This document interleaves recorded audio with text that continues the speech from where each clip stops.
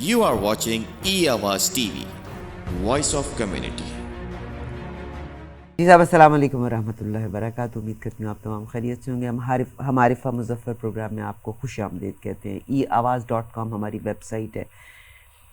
इन programmes का मकसद जो है वो सिर्फ जो गिरे हैं उनको खोलना है। मेरे आपके हम तमाम के दिमाग में बेइंतहा कंसर्न्स रिजर्वेशंस हैं, उनका जवाब कहीं ना कहीं से तलाश करना। बाज़ जगहों पे हमें मुकम्मल जवाब मिलता है, बाज़ जगहों पे हमें नामुकम्मल जवाब मिलता है और छोड़ दिया जाता है आवाम के ऊपर कि आप कंक्लूड करें। मगर साहब कोशिश कीजिएगा कि अच्छा ही कंक्लूड करें।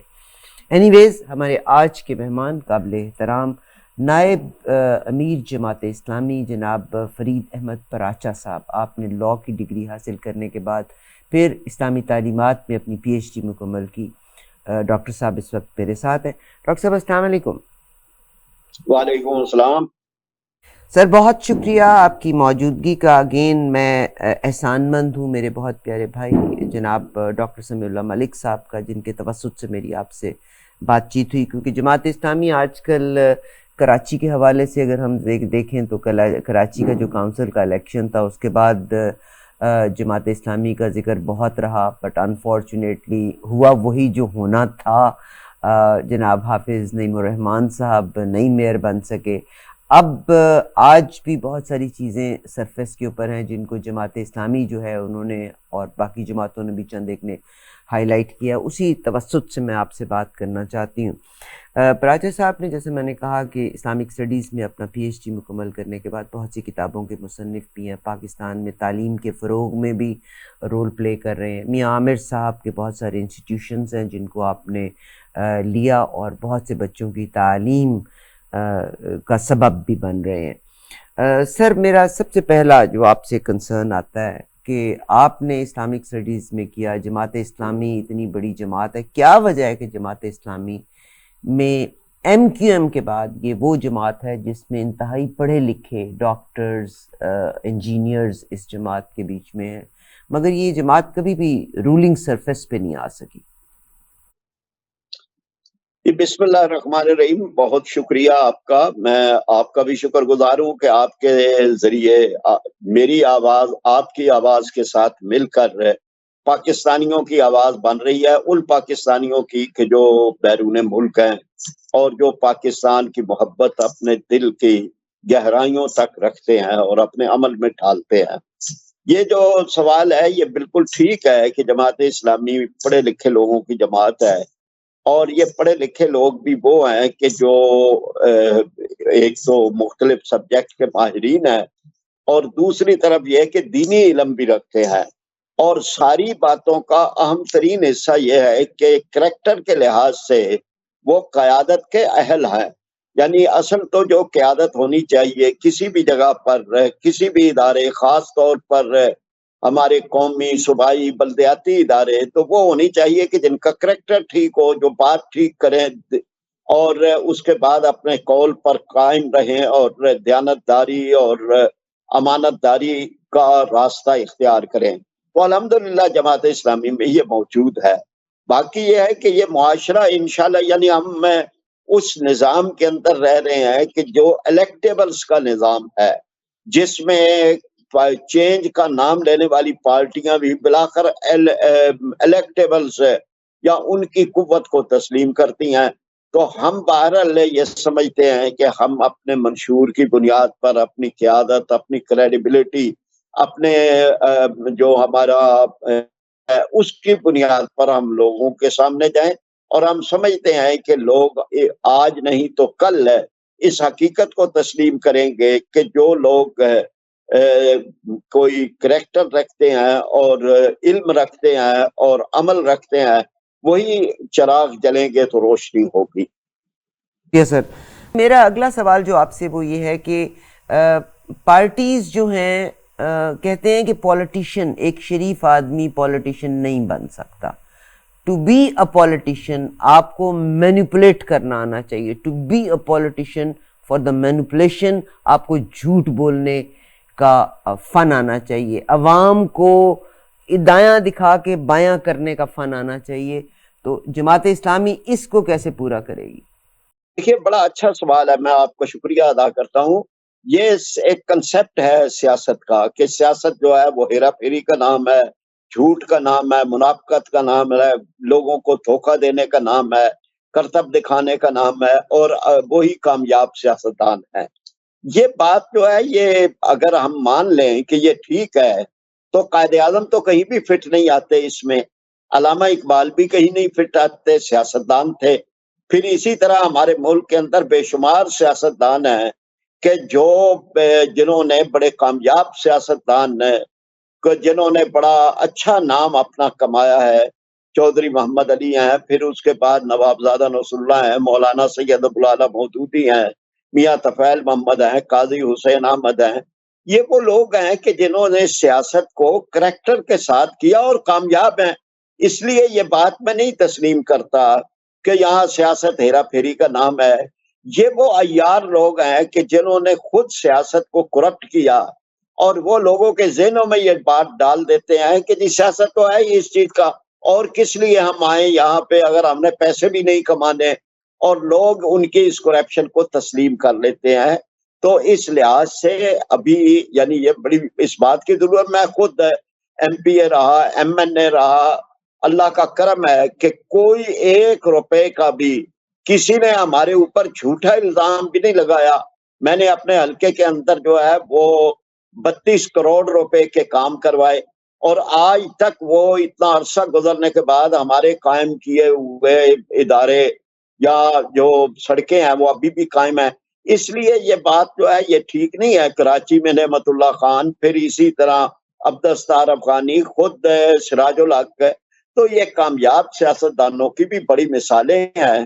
ہم کرپٹ سیاستدانوں کی مثالوں سے اس قوم کا ذہن یعنی اس طرح سے نہ بنائیں کہ سیاست تو بس کرپشن کا اور ہیرا پھیری کا نام ہے، سیاست دیانتداری کا نام ہے، اور اسلام کے اندر اسلامی جمہوریت یہ کہ جس کے اندر انسان کریکٹر کے ساتھ اپنا ذمہ داری ادا کرے۔ سر میرا پاکستان میں الیکشن ہونے کا جا رہا ہے، یہ گورنمنٹ نے ڈیزالو ہونا ہے، کیئر ٹیکر گورنمنٹ آ جائے گی۔ مردم شماری کے حوالے سے صرف ایم کیو ایم نہیں بلکہ مجھے پتہ چلا ہے کہ جماعت اسلامی بھی ہے اور چند اور لوگ بھی ہیں جن کی ریزرویشنز ہیں، اور جب مردم شماری آپ کی غلط ہوئی ہے تو آپ الیکشن کے ریزلٹس تو اپنے مطلب صحیح نہیں آئیں گے، تو یہاں پہ آپ کیا، آپ کا اکتوبر میں وہ کہتے ہیں الیکشن ہوں گے، مردم شماری آپ کی صحیح نہیں، ایک اپارٹمنٹ میں سے 500 بندے، ایک 2 بیڈ روم کے اپارٹمنٹ سے 500 بندے رجسٹر ہوئے ہیں، تو ہاؤ وڈ اٹ ورک؟ دیکھنا، ایک تو ابھی جو یہ 12 اگست کو یہ پورا ہو رہا ہے اس اسمبلی کی مدت ہے، اور 13 اگست کو انہیں ختم ہو کے تو نئے 60 دنوں میں الیکشن ہونے چاہیے۔ لیکن ہمارے ہاں سیاستدان اس بات پہ اکٹھے ہو گئے کہ 12 اگست کے بجائے 8 اگست کو اسمبلیاں توڑ دی جائیں، تاکہ الیکشن 60 دنوں کے بجائے 90 دنوں کے اندر جو ہے وہ اسمبلی انتخاب ہوں۔ تو ایک تو یہ بات اس طرح سے ہے، ہم اس کے حق میں نہیں ہیں کہ آپ جب مدت پوری ہو رہی ہے تو مدت پوری ہونے دیں، 2 دن پہلے یا 4 دن پہلے صرف اس لیے کرنا کہ 30 دن اور مزید مل جائیں، یہ کسی طرح بھی ٹھیک نہیں ہے۔ دوسری بات جو مردم شماری کی ہے، تو مردم شماری 10 سالوں کے بعد ایک دفعہ ہوتی ہے، یعنی ایک دفعہ اگر غلط ہوگی تو 10 سال اس کو سارے فیصلے اس کی بنیاد پر ہوں گے۔ اور ابھی جو ہے وہ ہمارے ہاں ایک تو پہلے لیٹ ہوئی مردم شماری، پھر جب مردم شماری ہوئی ہے خاص طور پر سندھ میں اور کراچی میں ایک عدم اطمینان موجود ہے، اور وہ یہ ہے کہ ہماری مطلب آبادی کو آپ صحیح کاؤنٹ کریں، ہم جتنے ہیں، ہم یہ نہیں کہتے کہ ہمیں زیادہ دکھائیں لیکن ہمیں کم بھی نہ دکھائیں۔ اس معاملے میں جماعت اسلامی نے بھی بالکل، آپ نعیم الرحمان صاحب ہماری سندھ کی قیادت، انہوں نے بڑا واضح طور پر مردم شماری پر عدم اطمینان کا اظہار کیا، اور اس سلسلے میں پریس کانفرنسیں بھی اور احتجاج بھی کیا۔ اب بھی ہم یہ کہتے ہیں کہ جی ٹھیک ہے ایک الیکشن ہو بھی جائے، لیکن سوال یہ پیدا ہوتا ہے کہ مردم شماری کیوں نہ ٹھیک ہو، اور کیوں آپ جو ہے وہ اس کو ٹھیک طرح نہ گنے، اور کیوں آپ ایک تاریخ دے کر اس کو بند کر دیں کہ اب اس کے بعد لوگوں کی کاؤنٹنگ نہیں ہوگی؟ تو ہمارا اس پہ احتجاج ہے، اور ہم یہ سمجھتے ہیں کہ اس پر سیٹوں کا بھی انحصار ہے، اس پر وسائل کا بھی انحصار ہے کہ آپ آبادی کے لحاظ سے وسائل دیں گے تو کراچی کو یا سندھ کو اس کے وسائل سے محروم نہیں کرنا چاہیے۔ جی سر، مردم شماری کے حوالے سے اگر بات کرتے ہیں تو اس سے پہلے جب سے پاکستان بنا، مردم شماری ہمیشہ پاکستان آرمی کے ذمہ یہ کام ہوا کرتا ہوتا تھا، اور میرا خیال ہے کبھی کوئی اتنی پرابلمز بھی نہیں ہوتی تھی۔ 2017-18 میں جب مردم شماری ہوئی تو ایک الگ سے فرم کی سروسز یا گروپ کی سروسز حاصل کی گئی تھی۔ کیا وجہ تھی کہ کیا آرمی پہ عدم اعتماد تھا، یا اگر یہ غلط مردم شماری ہوئی تھی تو کیا ریزلٹس وہ چاہتے تھے؟ دیکھیے نا، یہ سوال ہر جگہ پہ آئے گا، اس وقت بھی، آج بھی اور ہمیشہ، کہ ہر معاملے کے سٹیک ہولڈرز ہوتے ہیں اور ان سٹیک ہولڈرز کو اعتماد میں لیا جانا ضروری ہے۔ سب سے بڑے سٹیک ہولڈرز تو خود عوام ہے، پھر عوام کے بعد ان کے منتخب نمائندے ہیں، پھر اس کے بعد وہ سیاسی جماعتیں ہیں کہ جو سیاسی جماعتیں کسی بھی ایشو کے ساتھ متعلق ہوتی ہیں۔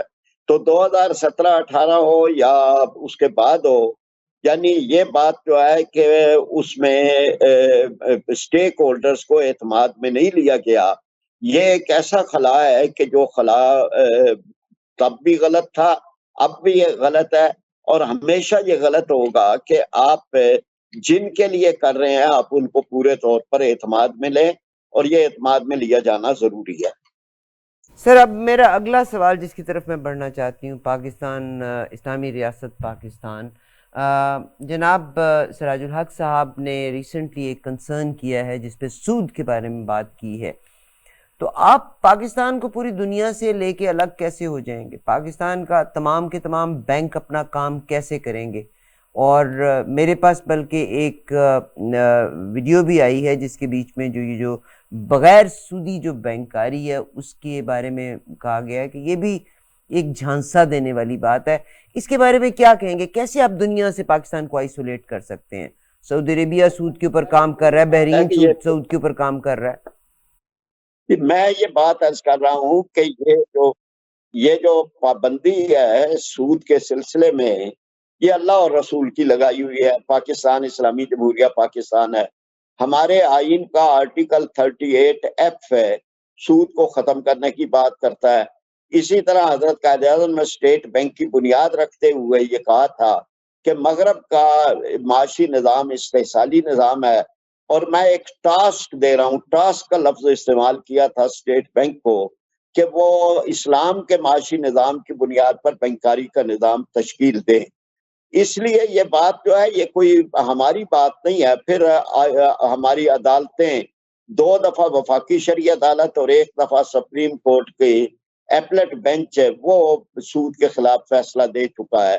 اب یہ جو سوال ہے کہ کیا ہم دنیا سے الگ ہو جائیں گے، تو قطعاً نہیں ہوں گے دنیا سے الگ۔ بینکنگ کا پورا ایک پیرلل نظام ہے، اسلامی بینکاری کی بنیاد پر 550 بینک دنیا میں کام کر رہے ہیں، اور کوئی ایک بینک بھی ایسا نہیں ہے کہ جو دیوالیہ ہوا ہو یا جس کا وہ کم ہو گیا ہو، سرمایہ کیپٹل اس کا بڑھ رہا ہے۔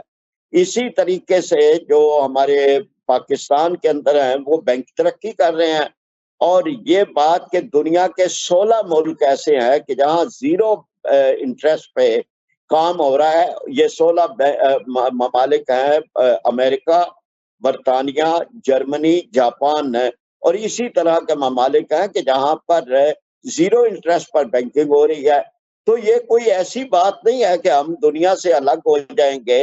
میں بلا سود بینکنگ میں سرکولیشن کیپٹل کی بڑھتی ہے، روپیہ زیادہ گردش میں آتا ہے، اور لوگوں کو پروجیکٹ ملتے ہیں، روزگار ملتا ہے، شراکت اور مضاربہ اور مشارکہ کی بنیاد پر کام ہوتا ہے اور زیادہ ہوتا ہے۔ اس بینکنگ کے اندر جو اس وقت بلا سودی بینکنگ ہے، اس میں تو صرف روپے سے ضرب کھاتا ہے، اس سے کوئی معیشت جنریٹ نہیں ہوتی۔ معیشت جنریٹ ہوتی ہے اس بینکنگ سے کہ جس کے اندر روپیہ جو ہے وہ گردش کے اندر رہتا ہے اور وہ کاروبار میں رہتا ہے، اور اسلامی بینکنگ جو ہے وہ روپے کو کاروبار میں رکھنے کا نام ہے۔ بہت شکریہ سر، بہت کمال کی آپ نے بات کی، بٹ انفارچونیٹلی پاکستان تو اتنا مقروض اور بیگنگ پوزیشن کے بیچ میں ہے۔ کبھی ہم سعودی عربیہ سے مانگ رہے ہوتے ہیں، چائنا سے مانگ رہے ہوتے ہیں، دبئی سے مانگ رہے ہوتے ہیں، IMF سے مانگ رہے ہوتے ہیں۔ آپ کو تو سعودی عربیہ بھی سود کے اوپر پیسے دیتا ہے، آپ کو تو دبئی بھی سود کے اوپر پیسے دیتا ہے، آپ تو چائنا کو بھی سود سے آپ پیسہ لیتے ہیں۔ امریکہ میں آپ نے 0% انٹرسٹ ریٹ کا کہا، امریکہ میں اس وقت انٹرسٹ ریٹ اتنا ہائی چل رہا ہے اور ہر ایک کو تو آپ سود پہ پیسہ پے کر رہے ہیں۔ صحیح ہے، کوئی نہیں۔ ذرا میں یہ اسی لیے ہم اس کی مخالفت بھی کر رہے ہیں نا، جو بات آپ کر رہی ہیں ہم بھی اسی لیے مخالفت کرتے ہیں۔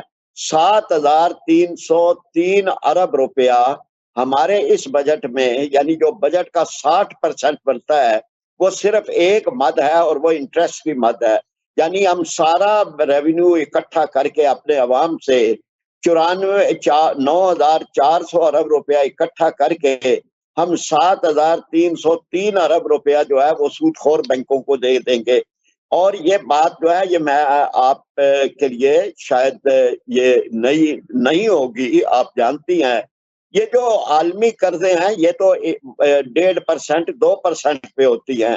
ملک کے اپنے اندر کے بینکوں سے جو ہم نے لیا ہوا ہے وہ 22% پہ ہے۔ تو اصل تو تباہی اپنے اندر ہے، یہ نہیں ہے کہ ہمیں ان قرضوں کی وجہ سے ہم تباہ ہیں، یہ بھی نہیں ہونے چاہیے، ہم قرضوں کے خلاف ہیں۔ اور اس وقت بھی 126 ارب ڈالر کا قرضہ ہمارے اوپر جو ہے بیرونی قرضہ ہے، اور 73,000 ارب روپے کا قرضہ ہمارا مجموعی ہے۔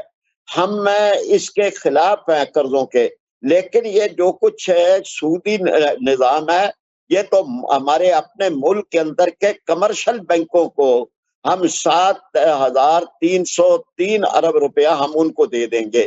تو کیا یہ سود ختم ہونے سے فرق نہیں پڑے گا کہ ہم اپنے ملک کے اپنے بینکوں کو کہیں کہ آپ ہمارے ساتھ ہمارے حکومت کو دیں، قرضہ دیں اور پروجیکٹ پہ دیں، اور پروجیکٹ پر آپ پیسے لیں، اور تاکہ ان کو بھی ہو کہ وہ جو ہے وہ صرف نفع نقصان میں شامل ہوں اور صرف پیسے لینے پہ انٹرسٹ نہ رکھیں۔ یہ بڑا فرق پڑ جانا ہے۔ آپ ذرا یہ دیکھیں گی کوئی یہ بیرونی قرضوں کے ہمارا اتنا یہ سود کا بوجھ نہیں ہے جتنا ملک۔ سر جیسے بھی آپ نے کہا بیرونی قرضے، پاکستان نے گوڈے ٹیکے ہوئے تھے بھی قرضہ لینے کے لیے، اور ابھی آپ نے 1.5% کہا ہے which is not true۔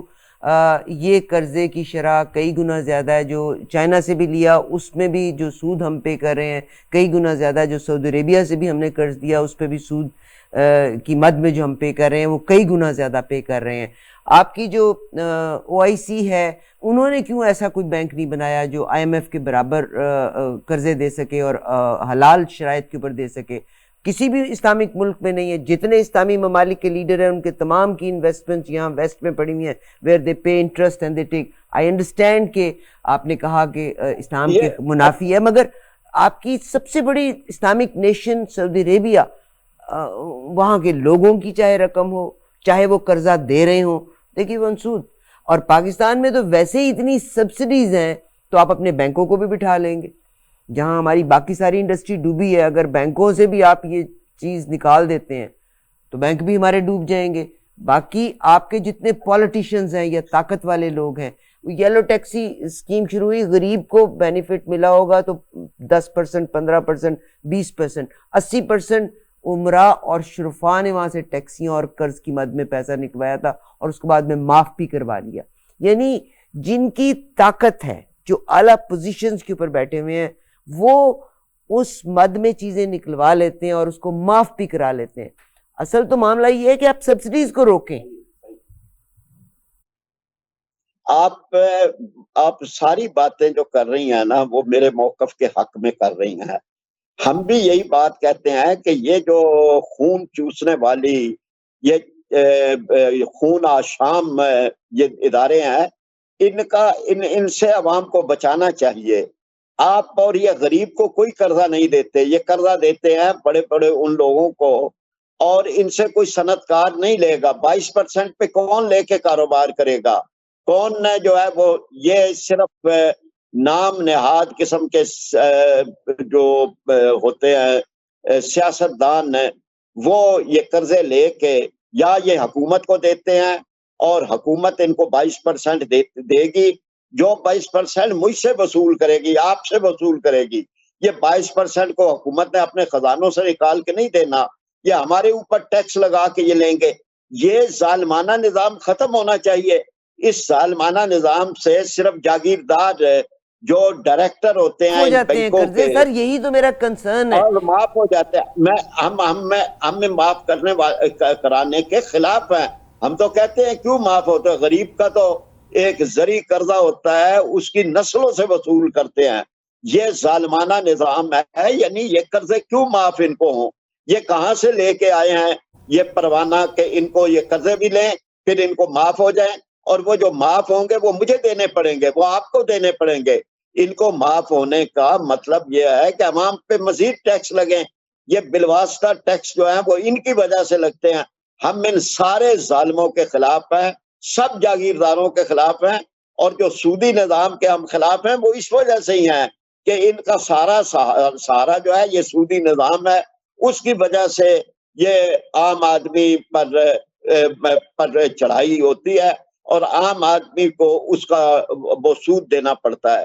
تو بہرحال ہے، آپ یہ تو ایک لمبا موضوع ہے. مگر سر میری آپ کے توسط سے، کیونکہ آپ نائب امیر جماعت اسلامی ہیں اور سود کے بارے میں آپ بات چیت کر رہے ہیں، میں عام لوگوں کا بیانیہ آپ تک لے کے آنا چاہ رہی ہوں. اور میری ایک ریکویسٹ ہے کہ بجائے اس کے کہ ہم ہر چیز کو ہر چیز میں سبسڈیز جو ہیں، اور وہ صرف عمراء کے لیے سبسڈیز ہے، غریب آدمی گاڑی بھی پے کرتا ہے، پیٹرول بھی پے کرتا ہے. جماعت اسلامی سے جناب مشتاق احمد خان صاحب از گریٹ مین، جنہوں نے ان ایشوز کو ہائی لائٹ کیا ہے. آپ ایک ایشو کو پکڑ کے اس کو ریزالو کرائیں. یہ میرا ایک پیغام ہے عام لوگوں کا، جو میں اور عام آدمی کی زندگی کو آپ آسان کریں. میرا سر تعلیم کے نظام کے حوالے سے بھی سوال ہے، کیونکہ پاکستان میں ریلیجن کو بیچا جا رہا ہے. جیسے مثال کے طور پہ ایک جماعت ہے، اس کا جو انتخابی نشان ہے کتاب ہے. جب وہ عام آدمی کے پاس جاتے ہیں وہ کہتے ہیں جی یہ کتاب قرآن کو ووٹ دینا ہے آپ نے. پڑھائی لکھائی کم ہے اس ملک میں، تعلیم کا شعور نہیں ہے.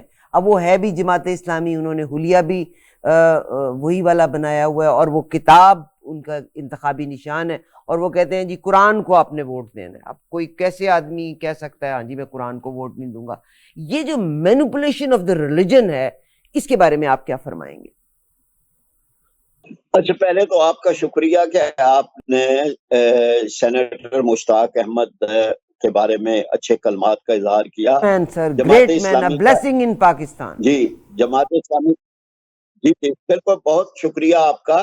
جماعت اسلامی تو اس کا ایک آدمی، وہ ون مین آرمی ہوتا ہے. قومی اسمبلی میں عبدال اکبر چترالی ہیں، یہاں یہ ہے.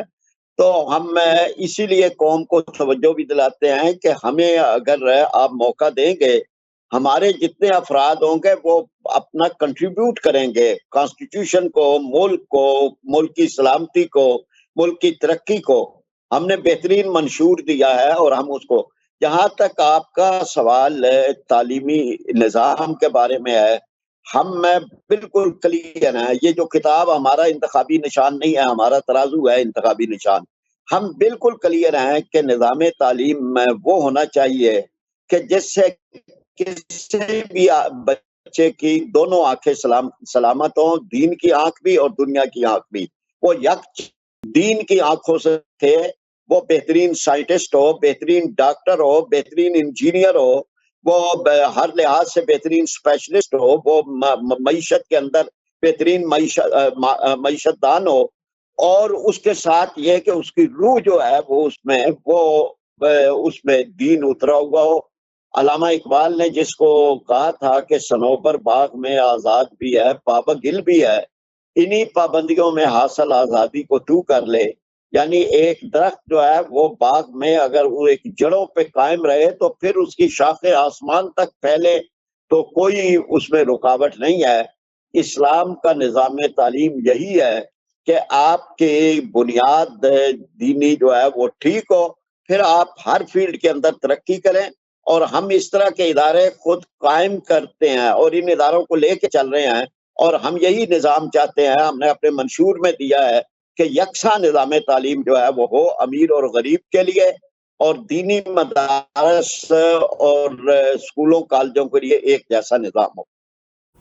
بہت شکریہ، مگر میں نے آپ سے یہی سوال کیا تھا کہ مینیپولیشن آف ریلیجن، کہ پاکستان میں تعلیم کی کمی کی وجہ سے بے شمار لوگوں کو کہ میں اب کیا لفظ استعمال کروں کہ جی آپ کا علاج روحانی طریقے سے ہوگا، میرا خیال ہے پاکستان میں سارے ہسپتال بند کرا دیں، کیونکہ پیری فقیری پاکستان میں بالکل کامن ہے۔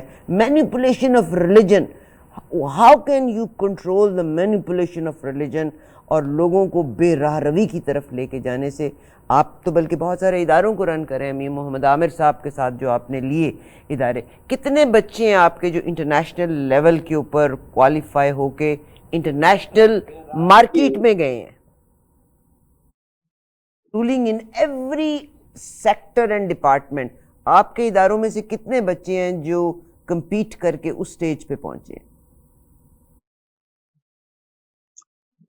دیکھیں نا جی، ہمارے تو الحمدللہ بہت اچھے ادارے اور بہت اچھے اداروں سے بہت اچھے لوگ نکلے ہیں، لیکن یہ جو آپ کا سوال ہے نا کہ جو بے راہ روی پھیلتی ہے، جو فحاشی اور یعنی پھیلتی ہے، یا کوئی ادارے جو ہیں وہ کسی کی ویڈیو بناتے ہیں اور وہ بنیادی طور پر اپنے پولیٹیکل مقاصد کے لیے ہوتی ہیں، تو اس سے بھی بے راہ روی عام ہوتی ہے، تو میں اس کی تائید کرتا ہوں کہ یہ نہیں ہونا چاہیے۔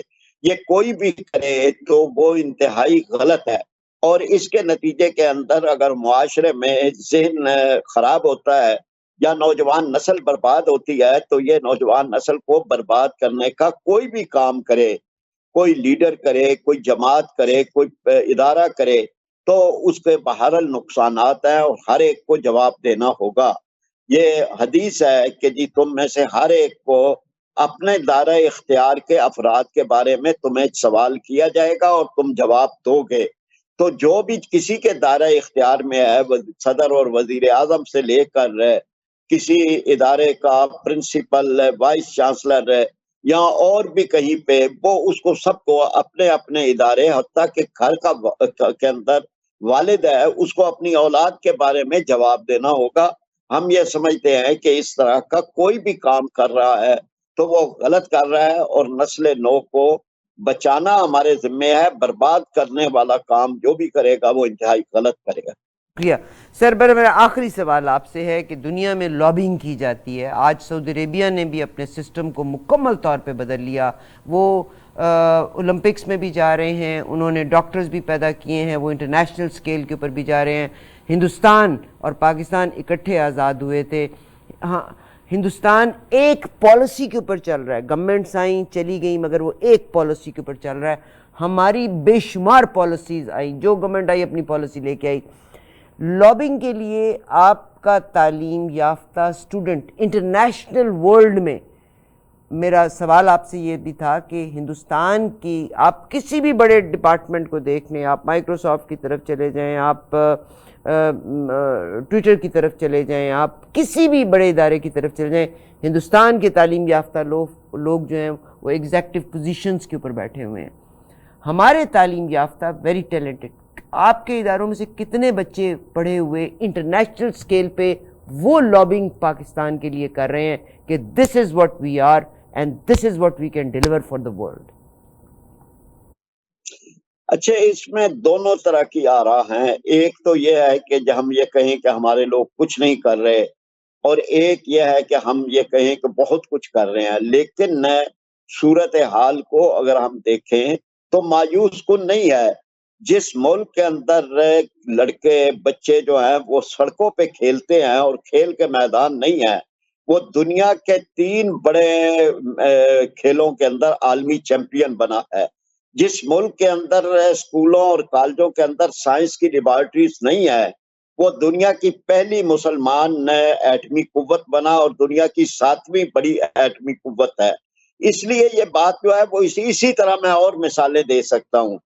تو ہم یہ سمجھتے ہیں کہ اگر ہماری سیاست ٹھیک ہو جائے، ہمارے کہ ہم نے پورے طرح سے اپنے معاملات کو ٹھیک کرنا ہے اور اپنی نسل کو ٹھیک رکھنا ہے اور ٹیلنٹ پیدا کرنا ہے، ٹیلنٹ کی حوصلہ افزائی کرنی ہے اور ہر میدان کے اندر آگے بڑھنا ہے. تو پاکستان بھارت کے ہی مقابلے میں نہیں، دنیا کی بے شمار قوموں کے مقابلے میں پاکستان زیادہ بہتر اپنی کارکردگی دکھا سکے آ رہا ہے. اس لیے جہاں ہمیں کرٹیسزم کرنا چاہیے وہاں میں حوصلہ افزائی بھی کرنی چاہیے. بہت شکریہ سر. بدقسمتی یہ ہے کہ ڈاکٹر عبدالقدیر خان صاحب، ڈاکٹر عبدالسلام صاحب کا جو حال ہوا وہ میرے سامنے بھی ہے، وہ آپ کے سامنے بھی ہے. دیور ہیروز، مگر جو ان کے ساتھ سلوک ہوا وہ یہ قوم کبھی معاف نہیں ہوگی. جہاں تک رہا کہ ہندوستان کے لحاظ سے ہم تو پازیٹیو رہ کے تھک گئے ہیں. آج روپے کا ریٹ ہندوستان میں $1 کی قیمت ہے 67 روپے.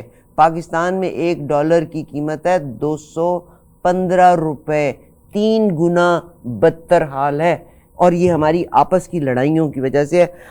مجھے لگتا ہے جیسے I don't know, we are not sincere with the country. اللہ تعالیٰ خیر کرے. بہرحال آپ کی میری ریکویسٹ ہے آپ سے، اور آپ کیونکہ یہاں پہ موجود ہیں، آئی انڈرسٹینڈ تمام پرابلمز ریزالو بھی نہیں ہو سکتی. یہ جو کھینچا تانی کی پالیٹکس ہے، اگر کوئی ایک اچھا ہے تو اس کو کام کرنے دیا جائے اور مل کے کام کیا جائے. مگر مجھے لگتا ہے، آئی ڈونٹ نو، میں یہیں سے آپ سے اجازت بھی، آپ سے آخری آپ کے جو ورڈز ہیں لوگوں کے لیے پیغام ہے وہ لینا چاہوں گی. مجھے لگتا ہے اس قوم کے لیے جو سنسیئرلی کام کیا اس کی سزائے موت ہے. ریکارڈنگ آپ کی ٹھیک ہوئی ہے یا نہیں، کیونکہ آواز کٹتی رہی ہے، لیکن بہرحال یہ بہت اچھی کوشش ہے، بہت اچھی کاوش ہے. اور اتنی بات ہے کہ ہمارے ذاتی ہمیں ملک کو، قوم کو، اپنے مقاصد کو، اپنے نظریے کو زیادہ آگے رکھنا چاہیے اپنی ذات سے. اسی کے اندر ہماری ترقی ہے اور یہی ہماری ترقی کا راز ہے. سر بہت شکریہ جناب. میرے ساتھ قابل احترام شخصیت یہاں موجود ہیں، آپ نے ٹائم دیا. یقیناً فرید احمد پراچا صاحب، نائب امیر جماعت اسلامی، سر آپ کا بہت شکریہ. اور اگر مجھ سے کوئی غلطی ہوئی تو معافی کی خواستگار ہوں. Of course these are reservations, these are concerns. اللہ تعالیٰ پاکستان کا حامی و ناصر رہے. آپ کی موجودگی کا، آپ کی شامل ہونے کا بہت شکریہ sir. I wish you all the best, and انشاءاللہ اگلے پروگرام میں ملاقات ہوگی. تب تک میرا آپ کا اللہ حافظ. You are watching E-Awaaz TV, Voice of Community.